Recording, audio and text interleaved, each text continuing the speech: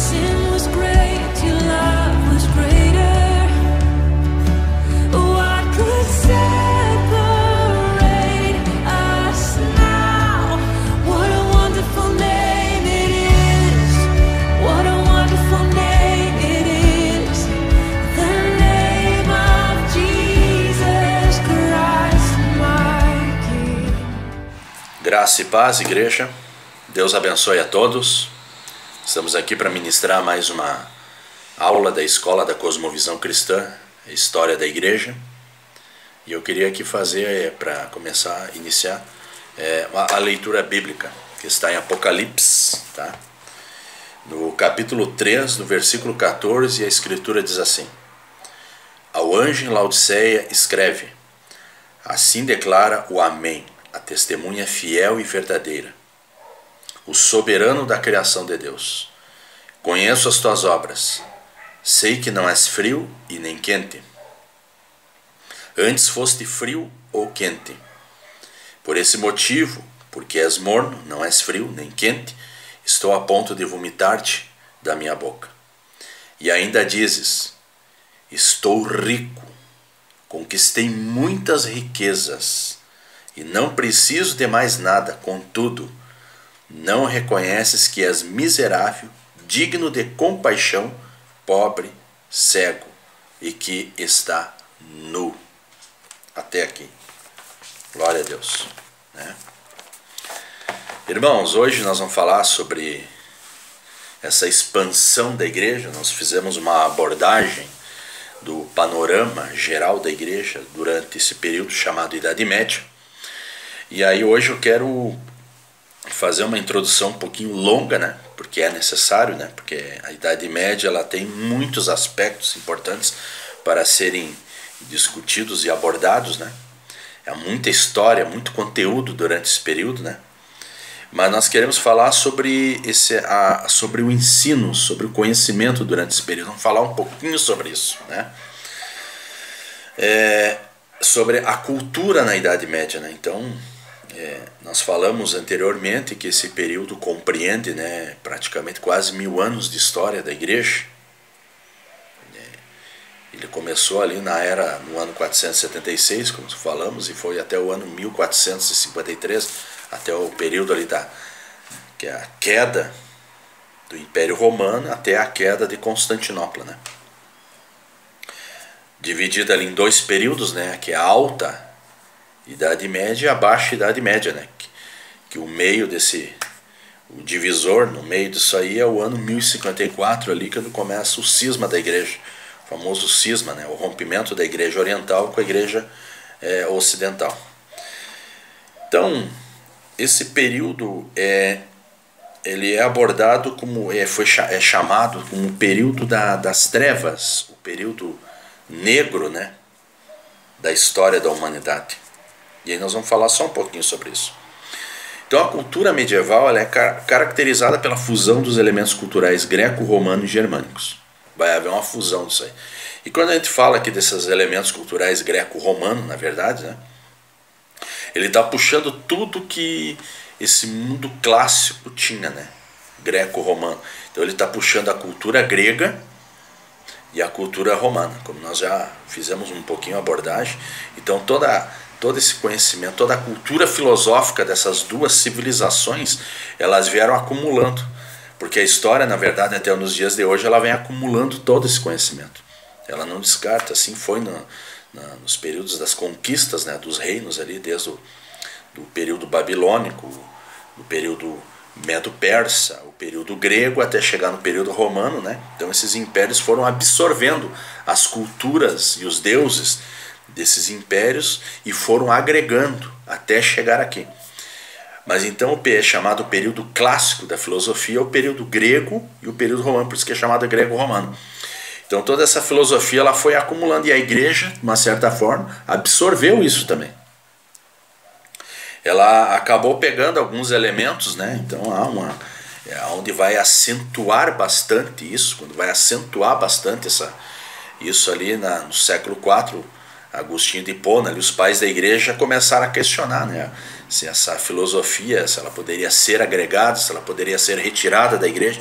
Então eles já começaram a discutir sobre isso, né, sobre o platonismo, né, sobre essas filosofias dos gregos, se isso poderia fazer parte da igreja, né, se ela realmente influenciava ou poderia retirar. Então os pais da igreja começaram a discutir isso.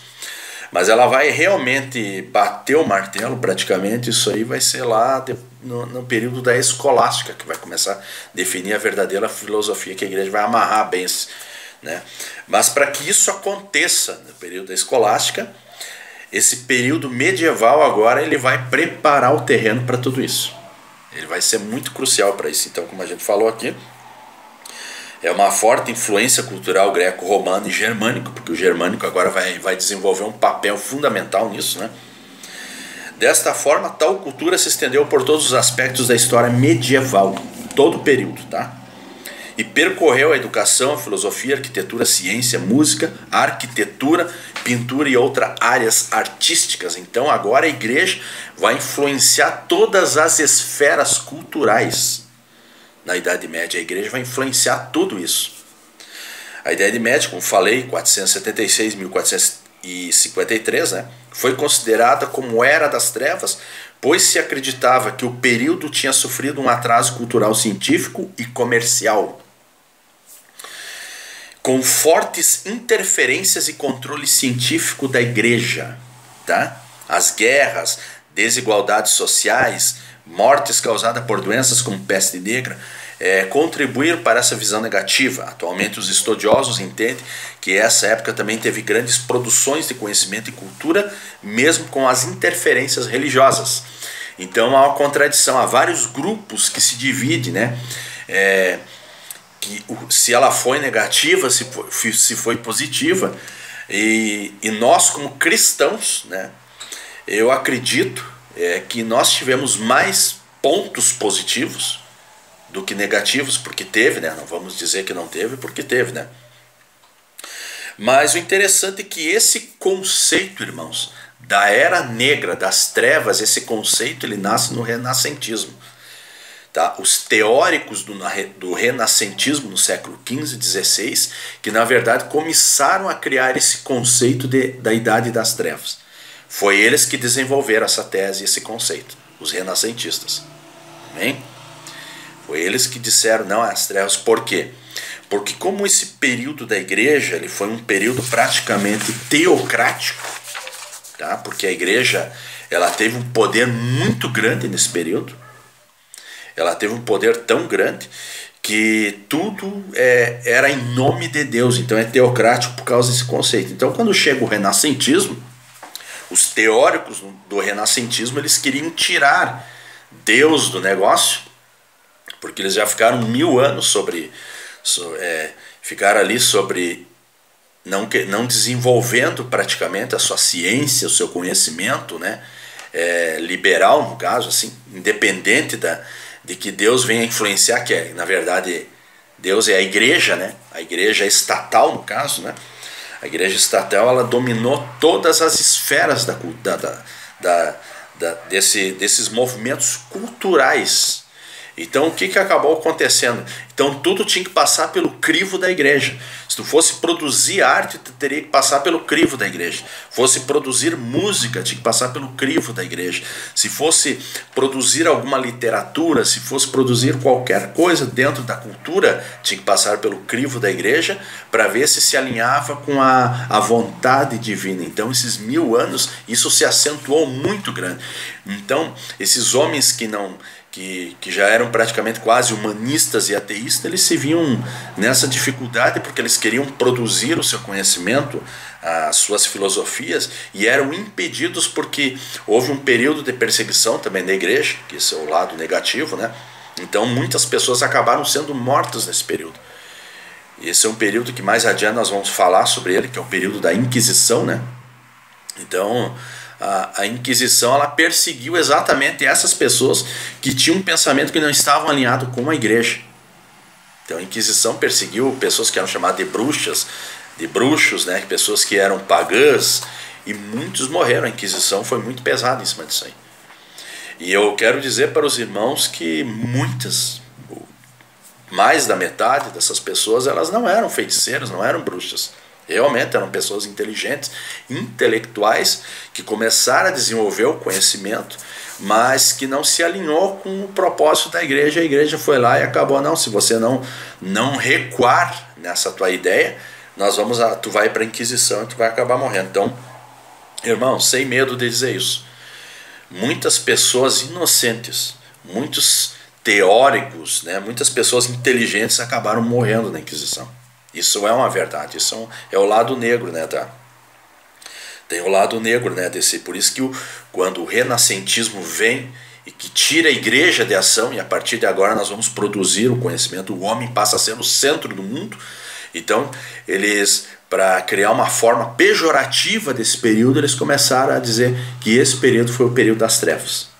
Que esse período praticamente não nos ajudou em nada, não produziu em nada, então vamos um período negro. Então, aí que vem essa expressão, né?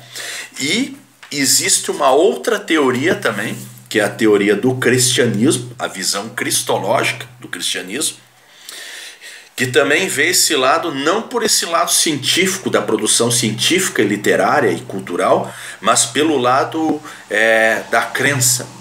Então o cristão também, do renascentismo, o cristianismo, que vem do renascentismo, também olho, e aí também cria um outro conceito. Por quê?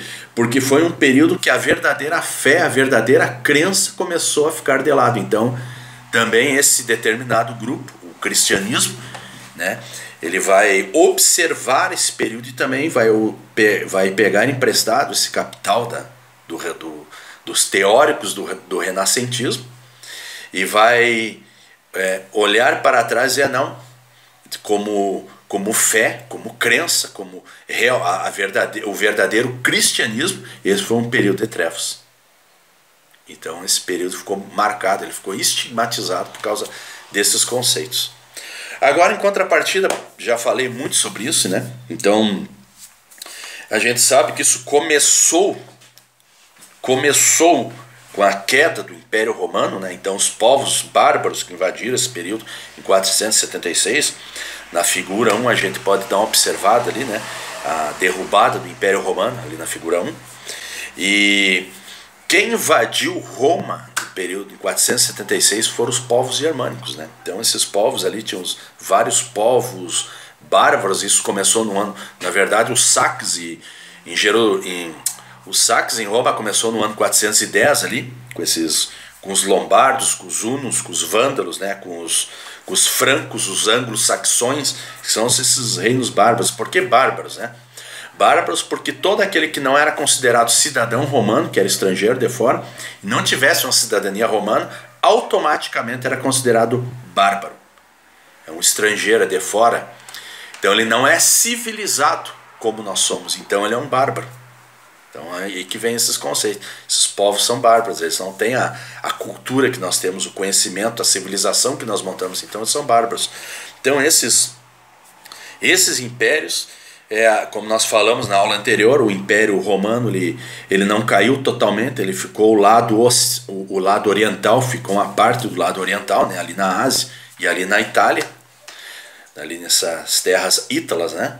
Mas ali a Europa, praticamente, a Europa que foi invadida por esses reinos. Então ali que os reinos germânicos invadiram ali, atacaram e tomaram todas essas regiões. Então isso foi no ano 476. Mas o que acontece logo depois? Logo depois vai haver ali a gente vê aí na figura número 2 a invasão germânica, né? Na figura número 2, a invasão germânica. Aí vai haver ali um imperador, um rei, que vai tomar e vai desenhar novamente aquele território, que é chamado Clovis. Isso foi em 481 da era cristã, né? Então praticamente ele é o rei dos francos. Ali que vem logo depois dessa invasão germânica, que os francos tomam. Aí eles assumem a Gália, né?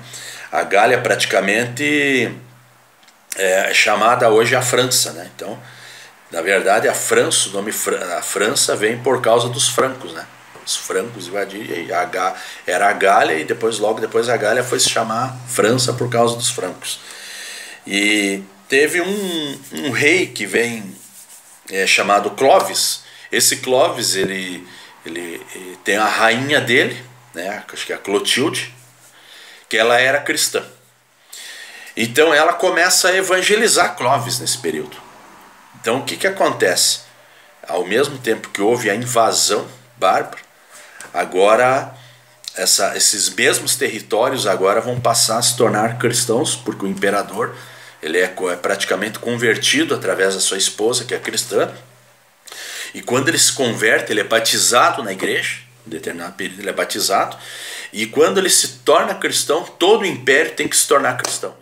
Isso nós já vimos isso lá no império, quando se tornou estatal, né?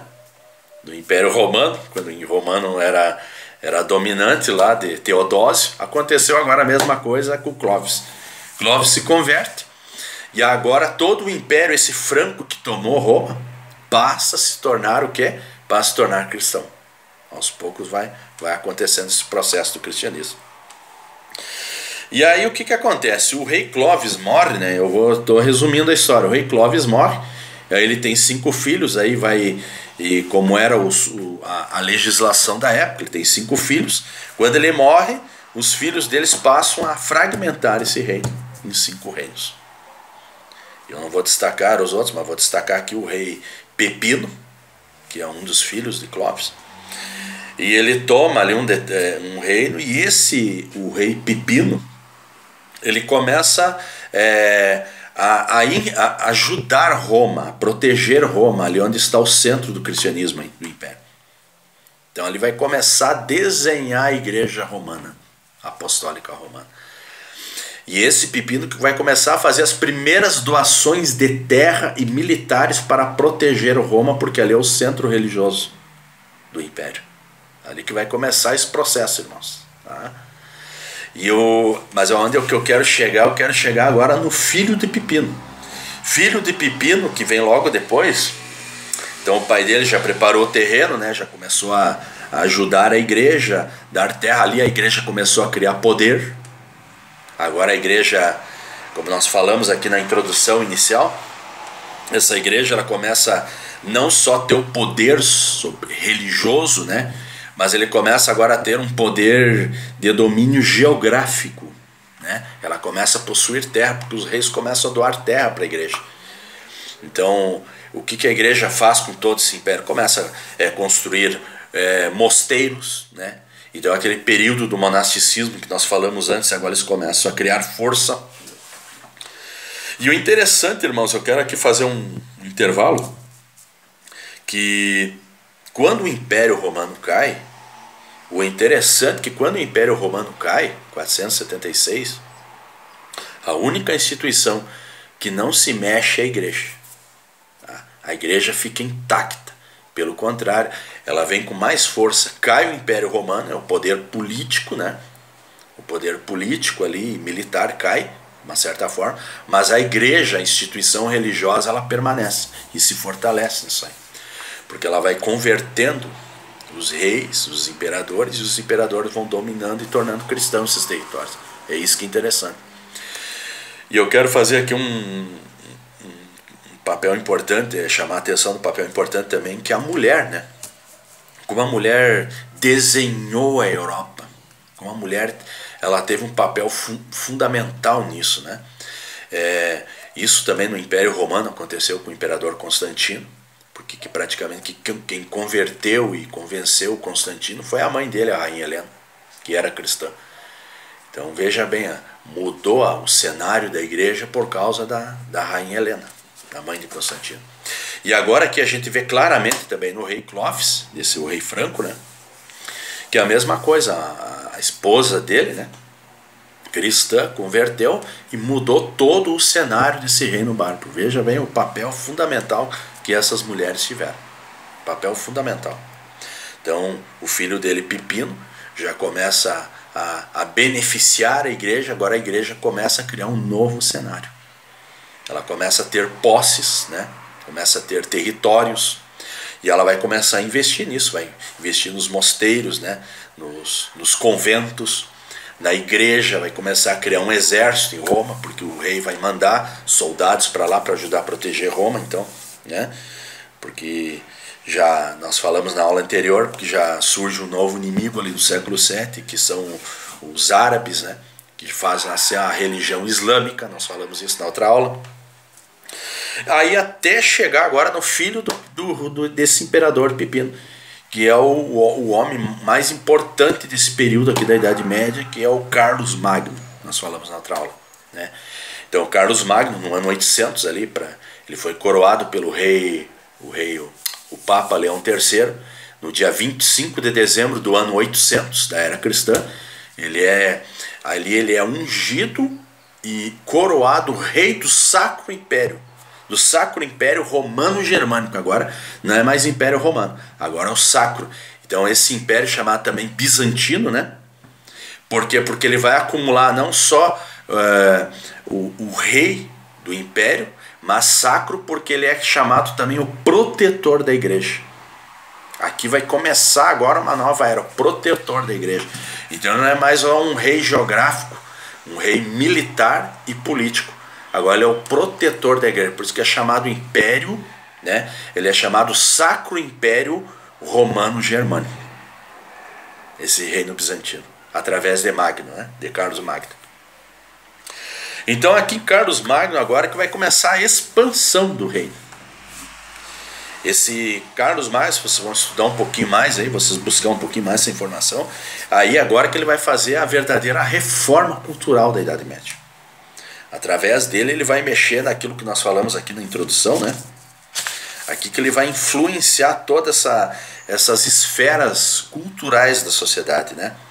Ele vai influenciar, e na verdade ele não era, a maioria desses reis, interessante que a maioria desses reis eles não eram alfabetizados. Constantino também não era, né? Porque eles não tinham tempo de estudar, porque tinham que se preocupar em aprender a lutar, né? Aprender política na prática, não na teoria, na prática, e a combater. Então os reis eles passavam a vida inteira em cima disso aí, em termos de lutas. Então eles não eram muito cultos, mas com exceção o rei Carlos Magno. Carlos Magno ele não era, ele foi estudar depois, ele foi estudar latim, aprendeu latim, depois aprendeu o estudo básico, depois com os monges, né, que os monges que praticamente prepararam todo o terreno para a educação durante a Idade Média, eles foram responsáveis por isso.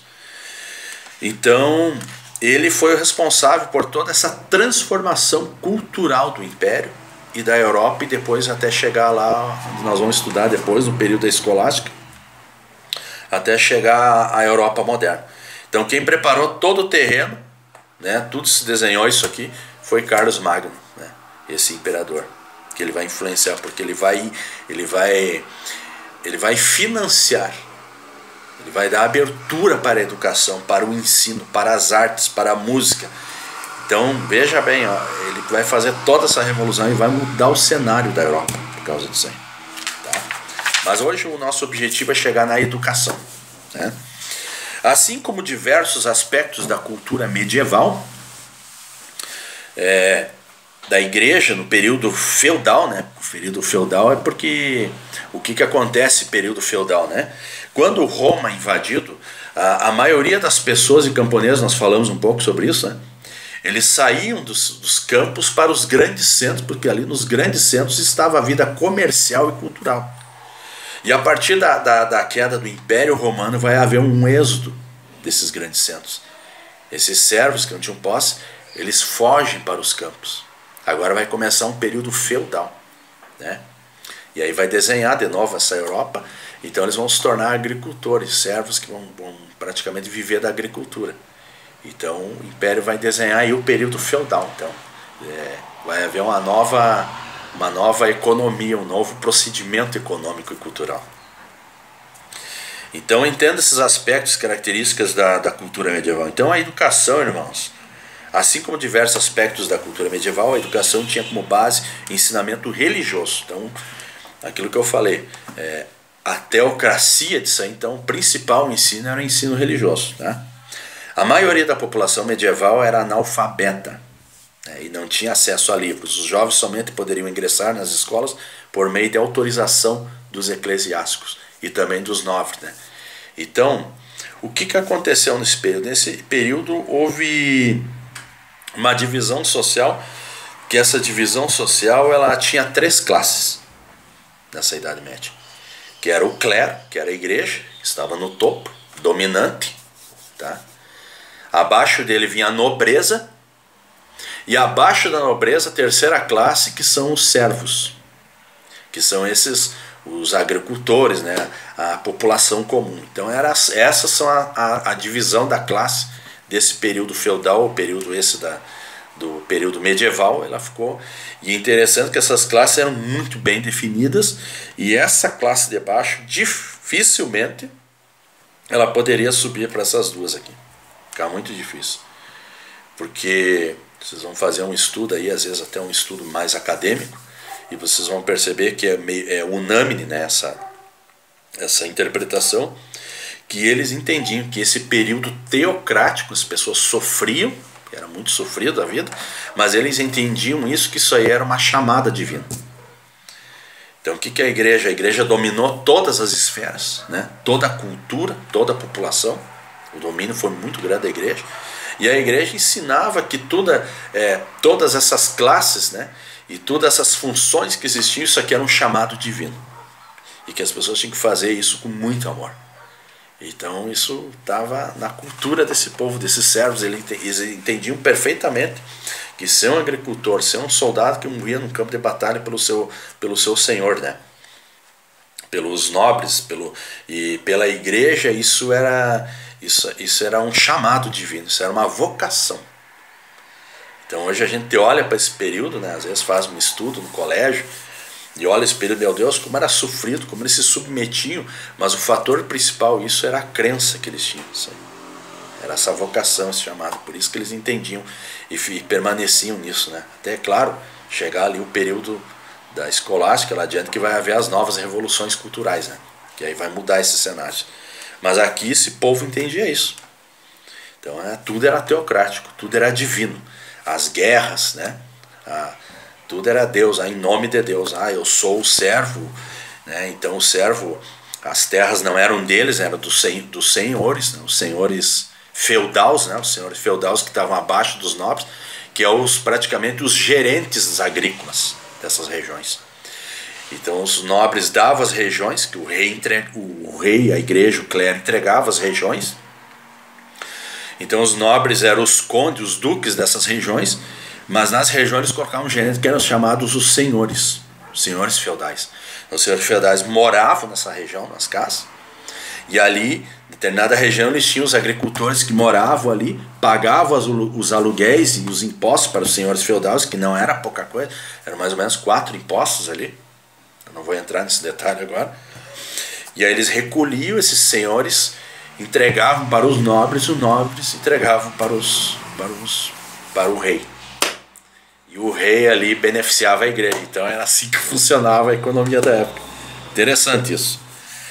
Então a educação ela avançou muito nesse período, né? Então, as escolas medievais, né, elas tinham a responsabilidade do ensino da cultura, e elas eram divididas em 3. Elas praticamente tinha 3, né? A população entendia ali, que olhava que as 3 instituições responsáveis por esse ensino na época eram as escolas paroquiais, tá? Que eram as escolas dedicadas com formação dos padres, né? Os ensinamentos eram focados nos salmos, lições das escrituras sagradas. Tinha as escolas monásticas, né? Que as monarquias também chamavam, né?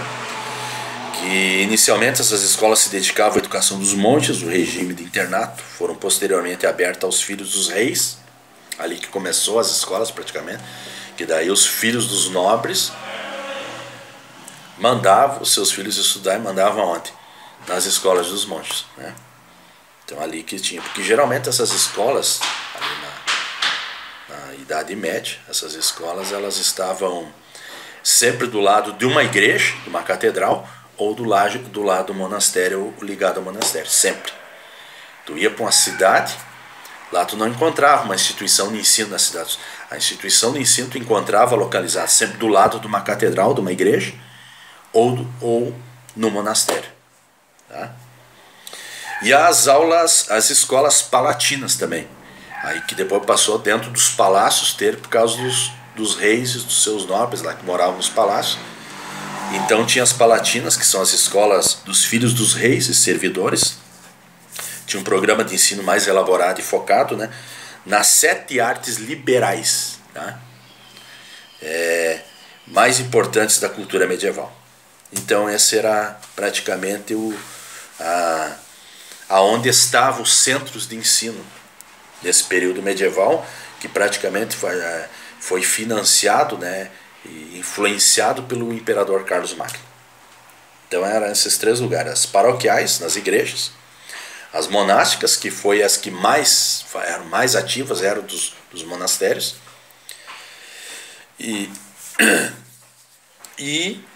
interessante que essas escolas monásticas aqui, que foi praticamente o centro do conhecimento da época, essas aqui, as monásticas que tiveram a maior influência. Amém, irmãos? E aqui, esse aqui, que nós falamos aqui, que são as 7 artes liberais, eram separadas em dois ensinos, que eram chamados na época o trivium e o quadrivium. Tá? O trivium, que era a primeira, né, que era a gramática, a lógica e a retórica, que era ali a expressão, né? E na verdade que era responsável pela construção gramática, por toda a estrutura do latim, foi desenvolvida nessa escola aqui, né? Na gramática do trivium. E depois o segundo nível aqui, que é o quadrivium, né? Que são as outras 4 liberais, que é a aritmética, a geometria, a astronomia e a música. Então todo o ensino básico estava em cima do trivium e do quadrivium, que são aqui a escola desses 7 níveis liberais.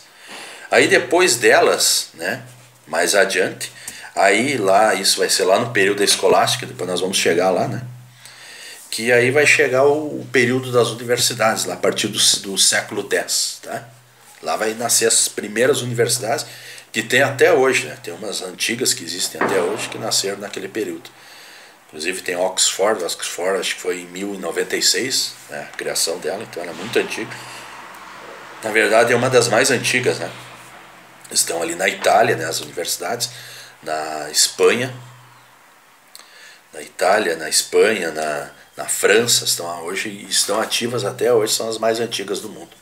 Portugal, né, Lisboa ali, Servilha na Itália, então são as mais antigas do mundo. Em Bolonha ali, acho que naquela região ali, que são as universidades mais antigas que existem até hoje. Então, mas nós vamos falar mais sobre isso no período da escolástica. Então, e o interessante é que o requisito para depois você participar dessas universidades aqui, que geralmente você estudava essas artes liberais entre a idade de 15 e 21 anos, né? E para cursar essas artes liberais, para entrar nas universidades, você tinha que estar cursando essas artes. Então esse era o requisito. E essa universidade, quando ela vai surgir depois, ela surge com 3 cursos, que são os cursos básicos daquela época da escolástica. Que a universidade ela era medicina, direito e teologia. Esses eram os cursos da época. Então, num daqueles ali, ou tu ia para teologia, ou tu ia para medicina, ou tu ia para o direito. Amém? Mas tinha que ter essas artes básicas aqui para poder ir para essa universidade mais adiante. Amém, irmãos?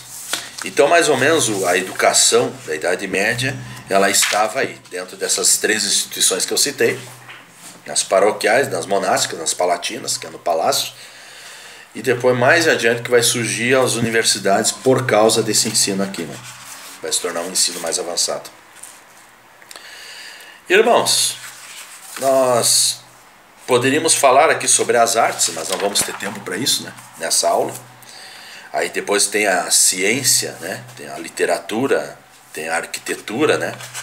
Que são a filosofia, né? Que também vai ser bastante desenvolvida nesse período de Carlos Magno, aqui entre o século VIII até o século IX. Depois vai haver morre o Carlos Magno, vai haver uma decadência depois com a morte dele, né? Vai dividir, vai começar as guerras, vai haver muitas guerras. quando o Carlos Magno morre, acho que ali é o ano 820 e poucos ele já morre, né? Logo depois da morte dele vai começar as guerras atrás de outras, então vai um período, porque até quando ele está aqui ele unificou todo esse império aqui, ele unificou tudo, ele estava tudo sob o controle dele. Então foi um império tremendo e lindo de Carlos Magno.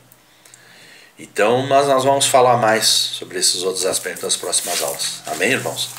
Até aqui eu quero deixar um pouco sobre esse estudo aqui do ensino, como que o ensino se desenhou, essa metodologia de ensino, né? E tu vê que no período da Idade Média ele não era a Idade Negra, como dizem, porque ele produziu muito, tá? Porque aqui está toda a base da sociedade, posso dizer assim, que toda a base da sociedade moderna foi graças ao que foi desenvolvido de ensino, educação e tecnologia, foi no período da Idade Média. Sem medo de dizer isso, tá?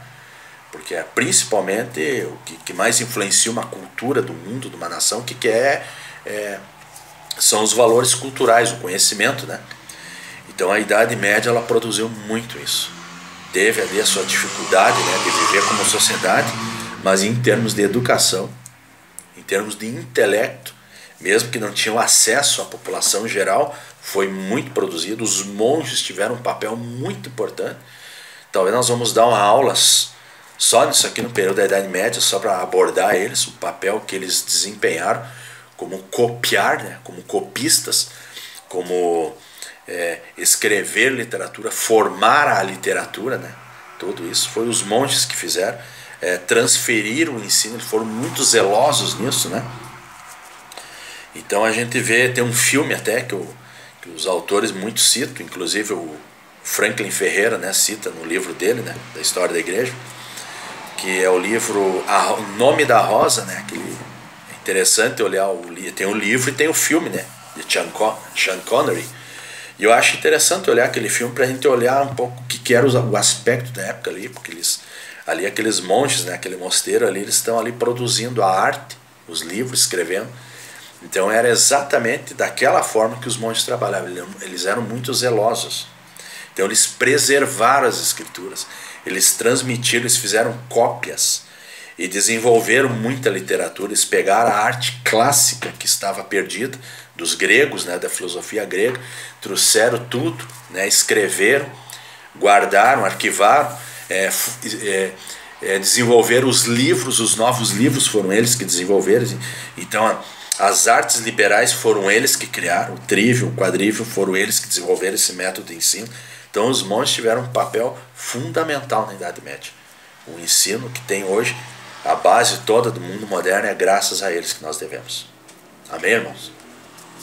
Quero aqui deixar um pouco desse ensino, agradecer aqui a oportunidade em nome de Jesus, e que Deus abençoe os irmãos. Busque o conhecimento, para vocês ficarem mais apaixonados por Deus, como que Deus se revela na história da humanidade através da história. Porque como nós já estudamos nos nossos grupos pequenos, né, que a manifestação de Deus está na consciência, na história, na natureza e na fé. Então a história revela a Deus. Amém? Então nós conhecer a história da igreja é conhecer a Deus. É assim que a gente pensa e é assim que a gente crê. E tenham essa experiência em nome de Jesus. Agradeço aqui a oportunidade em nome de Jesus. Deus abençoe a todos vocês. Amém. He didn't want heaven without us. So Jesus, you